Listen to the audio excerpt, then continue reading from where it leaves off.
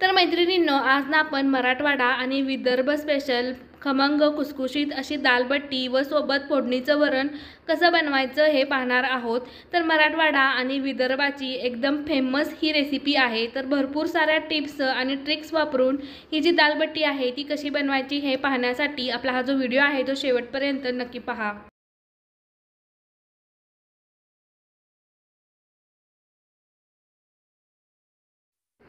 तर सुरुवातीला डाळ किंवा फोडणीचं वरण बनवण्यासाठी आपल्याला डाळ शिजण्यासाठी ठेवून द्यायची आहे। तर या इथे तूर डाळ, मसूर डाळ आणि मूग डाळ तिन्ही डाळी मी समप्रमाणामध्ये घेतलेल्या आहेत। जर तुमच्याकडे एखादी डाळ अवेलेबल नसेल तर ती डाळ तुम्ही स्किप करू शकता। तर तिन्ही डाळींचं प्रमाण आपल्याला सम घ्यायचं आहे। सर्व डाळ व्यवस्थित अशी मिक्स करून झाली तर 2 ते 3 पाण्याने आपल्याला ही जी डाळ आहे ती स्वच्छ अशी धुवून घ्यायची आहे। कारण डाळीमध्ये धुळीचे कण किंवा डाळ किडू नये यासाठी पावडर वगैरे लावलेली असते। तर ही डाळ आपल्याला व्यवस्थित अशी धुवून घ्यायची आहे, जेणेकरून त्यामध्ये असणारे जे धुळीचे कण आहेत ते निघून जातील। त्यानंतर कुकरच्या भांड्यामध्ये आवश्यकतेनुसार पाण्याचा वापर करून 2 ते 3 शिट्ट्यांमध्ये आपली ही जी डाळ आहे ती मऊसूत अशी आपल्याला शिजवून घ्यायची आहे। तर खूप जास्त पाण्याचा वापर करायचा नाही, गरजेनुसारच पाणी आपल्याला वापरायचं आहे। तर विदर्भ आणि मराठवाड्यामध्ये बट्ट्या बनवण्यासाठी एक वेगळं असं पीठ दळून आणलं जातं।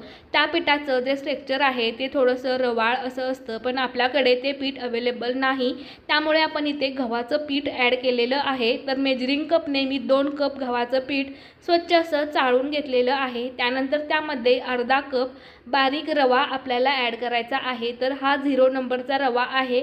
जर तुमच्याकडे मोठा रवा असेल तर तुम्ही तो मिक्सरवरती दळून तो बारीक करू शकता। त्यानंतर पोहेखाण्याचा जो चमचा असतो त्या चमच्याने 4 चमचेनी इथे तेल गरम करून कडकडीत असं मोहन यामध्ये ॲड केलेलं आहे। त्यानंतर 2 चिमूट या इथे मी हळद आणि चवीनुसार मीठ ॲड केलेलं आहे। आवडीनुसार ओवा क्रश करून आपल्याला या पिठामध्ये ॲड करायचं आहे। तर बट्ट्या बनवण्यासाठी पिठाचं किंवा तेलाचं जे प्रमाण आहे ते तुम्ही तुमच्या आवडीनुसार नक्कीच कमी जास्त करू शकता। तर मोहन आणि सर्व जे जिन्नस आहेत ते पिठामध्ये आपल्याला व्यवस्थित मिक्स करून घ्यायचे आहेत। जेव्हा आपण बट्ट्या तेलामध्ये तळतो त्यावेळी बट्ट्या खुसखुशीत आणि खमंग होण्यासाठी तेलाचं जे मोहन आहे ते कडकडीत असंच आपल्याला या पिठामध्ये ॲड करायचं आहे। तर पिठाला तेलाने व्यवस्थित असं आपल्याला कोट करून घ्यायचं आहे आणि हलक्या हाताने आवश्यकतेनुसार थोड्या थोड्या पाण्याचा वापर करून घट्टसर असं हे जे कणिक आहे ते मळून घ्यायचं आहे। तर यामध्ये वापरणारा जो रवा आहे तो एकदम बारीक असाच असावा। जर खूप जास्त मोठा रवा असेल तर तो पाणी जास्त ॲब्झॉर्ब करेल आणि आपलं जे कणिक आहे ते खूप जास्त कठीण बनेल आणि आपल्या ज्या बट्ट्या आहेत त्याही थोड्याशा हार्ड बनतील। यासाठी रवा आपल्याला एकदम बारीक वापरायचा आहे। तर आवश्यकतेनुसार थोड्या थोड्या पाण्याचा वापर करून आपल्याला खूप जास्त घट्टही नाही आणि खूप जास्त सैलसरही नाही, मध्यम अशा कन्सिस्टन्सीचं हे जे कणिक आहे ते व्यवस्थित असं मळून घ्यायचं आहे। तर पाण्याचा वापर एकदम जास्त न करता अगदी थोड्या थोड्या पाण्याचा वापर करून अशा पद्धतीने खूप जास्त घट्टही नाही आणि खूप जास्त पातळही नाही अशा कन्सिस्टन्सीचं हे जे कणिक आहे ते मळून घ्यायचं आहे। कारण यामध्ये असणारा जो रवा आहे तो अजून फुलणार आहे, यासाठी थोडंसं मऊसरच असं हे जे कणिक आहे ते मी इथे मळून घेतलेलं आहे। तर वरतून थोडंसं तेलाने आपल्याला ग्रीस करून हे जे कणिक आहे 10 ते 15 मिनिटांसाठी आपल्याला असंच भिजण्यासाठी ठेवून द्यायचं आहे। तर तुम्हाला ज्या क्वांटिटीमध्ये बट्ट्या बनवायच्या आहेत त्या क्वांटिटीच्या अनुसार तुम्ही पिठाचं जे प्रमाण आहे ते कमी जास्त नक्कीच करू शकता। तर या इथे फोडणीचं वरण कसं बनवायचं हे पाहूयात। तर कढईमध्ये 2 ते 3 चमचे मी तेल गरम करून घेतलेलं आहे आणि तेलाचं जे प्रमाण आहे ते थोडंसं जास्त आपल्याला या इथे वापरायचं आहे। तर तेल गरम झालं की जिरे आणि मोहरी, कढीपत्ता यांचा बेसिक तडका आपल्याला तयार करून घ्यायचा आहे आणि एक मध्यम आकाराचा कांदा बारीक असा कट करून तेलामध्ये मऊसूद होईपर्यंत आणि गुलाबी कलर येईपर्यंत फ्राय करून घ्यायचा आहे।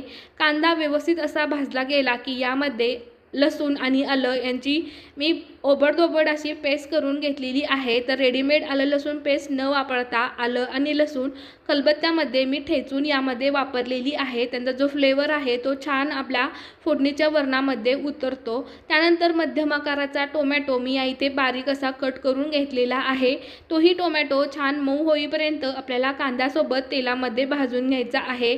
तर हे फोडणीचं वरण बनवताना आपण जास्तीचे काही मसाले ॲड करणार नाही, फक्त फक्त गरम मसाला आणि घरगुती लाल तिखट हे दोनच मसाले यामध्ये आपण वापरणार आहोत।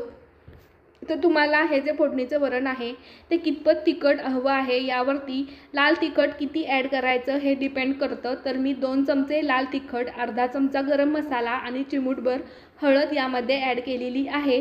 तर सर्व मसाले व्यवस्थित फोडणीमध्ये भाजून घेतले की तर आपली शिजलेली डाळ आहे ती डाळ यामध्ये ॲड करूयात।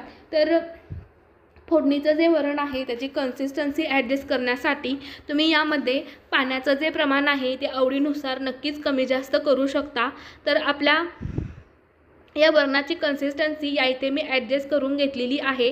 त्यानंतर चवीनुसार मीठ आणि भरपूर सारी हिरवी फ्रेश कोथिंबीर मी ॲड केलेली आहे। तर आपलं जे फोडणीचं वरण आहे ते या इथे तयार झालेलं आहे। फक्त यावरती आपण एक छान असा तडका देऊयात। तर या इथे मी तेल गरम करून घेतलेलं आहे आणि त्यामध्ये भरपूर सारा लसूण कट करून घेतलेला आहे। त्यानंतर एक सुकी मिरची मी अशा पद्धतीने कट करून यामध्ये टाकलेली आहे। तर लसूण कुरकुरीत झाल्यावरती आपल्याला हा जो तडका आहे तो आपल्या या वरणावरती द्यायचा आहे। तर हे जे वरण आहे ते तुम्ही चपाती आणि भातासोबतही नक्कीच एन्जॉय करू शकता। मस्त चमचमीत आणि टेस्टी असं आपलं हे जे फोडणीचं वरण आहे ते या इथे तयार झालेलं आहे। तर एखादी उकळी काढून झाल्यानंतर मस्त गरमागरम हे वरण आपण सर्व करूयात। तर या इथे आपलं हे वरण तयार आहे। मी झाकण लावून थोड्या वेळासाठी बाजूला ठेवून देते। त्यानंतर आपलं जे बट्ट्यांसाठीचं जे कणिक आहे तेही व्यवस्थित असं भिजलं गेलेलं आहे। तर खूप जास्त घट्टही नाही आणि खूप जास्त पातळही नाही, अशा मध्यम कन्सिस्टन्सीचं आपलं जे कणिक आहे ते तयार झालेलं आहे आणि जे छान मऊसूद असं झालेलं आहे। तर या इथे आपण छोटासा उंडा घेणार आहोत आणि नॉर्मली आपण जशी चपाती बनवतो तशी चपाती आपल्याला पीठ लावून लाटून घ्यायची आहे। तर आपल्याला खूप जास्त मोठं कणिक घ्यायचं नाही, एकदम मध्यम आकाराचा कणकेचा गोळा घ्यायचा, पिठाने थोडंसं कोट करून एक मध्यम आकाराची पोळी आपल्याला लाटून घ्यायची आहे। कारण आपल्या बट्ट्यांना भरपूर साऱ्या लेयर्स पडाव्यात आणि आतमध्येपर्यंत आपल्या ज्या बट्ट्या आहेत त्या तळल्या जाव्यात, यासाठी आपल्याला अशा पद्धतीची एक ट्रिक वापरायची आहे। तर खूप जास्त पातळही नाही आणि खूप जास्त जाडही नाही, अशा मध्यम आकाराची ही एक पोळी आपल्याला या इथे लाटून घ्यायची आहे। तर मध्यम आकाराची मी पोळी लाटून घेतलेली आहे आणि ती दोन्ही साईडने अशा पद्धतीने आपल्याला फोल्ड करून घ्यायची आहे। आपल्या बट्ट्यांना छान अशी लेयर्स पडाव्यात आणि बट्ट्या आपल्या व्यवस्थित आतमध्येपर्यंत तळल्या जाव्यात, यासाठी आपल्याला अशा पद्धतीने फोल्ड करत एक छान गोलाकार गोळा तयार करून घ्यायचा आहे। तर बट्ट्यांना लेयर्स पडण्यासाठी खूप जास्त प्रेस आपल्याला करायचं नाही, एकदम हलक्या हाताने हा जो गोळा आहे तो तयार करून घ्यायचा आहे। तर आपला हा गोळा या इथे तयार झालेला आहे आणि याच प्रकारे सर्व गोळे मी तयार करून घेते। तर आपल्या या गोळ्यांना आता वाफवायची गरज आहे, म्हणून मी इथे इडलीच्या स्टँडमध्ये हे जे गोळे आहेत ते ठेवून दिलेले आहेत आणि या इथे पाणी उकळण्यासाठीही ठेवून दिलेलं आहे। तर पाणी उकळल्यानंतर आपल्याला हा स्टँड गॅसवरती अशा पद्धतीने ठेवून द्यायचा आहे आणि एक 2 ते 3 मिनिटांसाठी हाय फ्लेमवरती आपल्याला हे जे बट्ट्या आहेत त्या उकडून घ्यायच्या आहेत। तर आपल्या बट्ट्या आतमध्येपर्यंत शिजल्या जाव्यात यासाठी आपल्याला लो टू मीडियम फ्लेमवरती व्यवस्थित अशा या ज्या बट्ट्या आहेत त्या शिजवून घ्यायच्या आहेत। आपल्या बट्ट्या जर आतमध्ये कच्च्या राहिल्या तर त्या व्यवस्थित अशा लागत नाहीत, त्या कुरकुरीत होत नाहीत, यासाठी आपल्याला थोडे पेशन्स ठेवून व्यवस्थित अशा ह्या बट्ट्या शिजवून घ्यायच्या आहेत। तर आपला चाकू एकदम क्लीन आलेला आहे आणि आपल्या बट्ट्या व्यवस्थित अशा शिजलेल्या आहेत। तर बट्ट्या थंड झाल्यानंतर तुम्ही ते पाहू शकता, त्यांना छान असा कलर आलेला आहे। तर बट्ट्या थंड झाल्याशिवाय त्यांना कट करायचं नाही, कारण चाकूला त्या चिटकू शकतात। तर कशा पद्धतीने लेयर सुटलेले आहेत ते तुम्ही ते पाहू शकता। तर आवडीच्या आकारामध्ये या ज्या बट्ट्या आहेत त्या कट करून घ्यायच्या आहेत आणि त्या थंड झाल्याशिवाय अजिबात तेलामध्ये सोडायच्या नाहीत, कारण त्यांचे जे लेयर्स आहेत ते एकमेकांना चिटकलेले असतात। बट्ट्या थोडेसे थंड झाल्या की ते लेयर्स थोडेसे सेपरेट होतात आणि आपल्या बट्ट्या व्यवस्थित खुसखुशीत आणि खमंग अशा होतात। तर या इथे मी तेल गरम करण्यासाठी ठेवलेलं आहे। तर तेलाचं जे टेम्परेचर आहे ते खूप जास्त हाय ठेवायचं नाही, लो टू मीडियम फ्लेमवरती आपल्याला या ज्या बट्ट्या आहेत त्या तळून घ्यायच्या आहेत। जर तेलाचं जे टेम्परेचर आहे ते आपण हाय ठेवलं तर बट्ट्या वरतून कुरकुरीत होऊ शकतात आणि आतमध्ये कच्च्या राहू शकतात।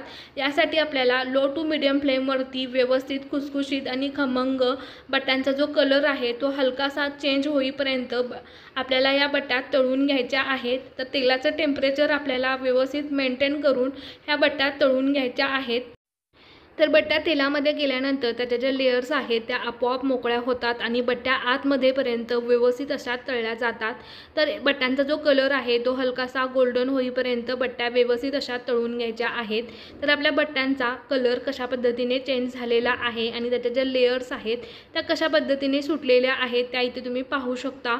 मस्त कुरकुरीत अशा या बट्ट्या तयार झालेल्या आहेत। तर या इथे आपलं जे फोडणीचं वरण आहे आणि कुरकुरीत अशा ह्या ज्या बट्ट्या आहेत त्याही तयार झालेल्या आहेत। तर या इथे मी प्लेट सर्व करून घेतलेली आहे। तर विदर्भामध्ये किंवा मराठवाड्यामध्ये कोणीही घरी पाहुणे वगैरे आले तर पाहुण्यांसाठी हा मेनू हमखास ठरलेला असतो। तर दाल आणि बट्टी आपल्या या इथे तयार झालेली आहे। तर ही दाल बट्टी कशी खायची हे मी तुम्हाला सांगते। तर या इथे प्लेटमध्ये मी बट्ट्या घेतलेल्या आहेत आणि एका दुसऱ्या प्लेटमध्ये एखादी बट्टी अशा पद्धतीने चुरून आपल्याला घ्यायची आहे।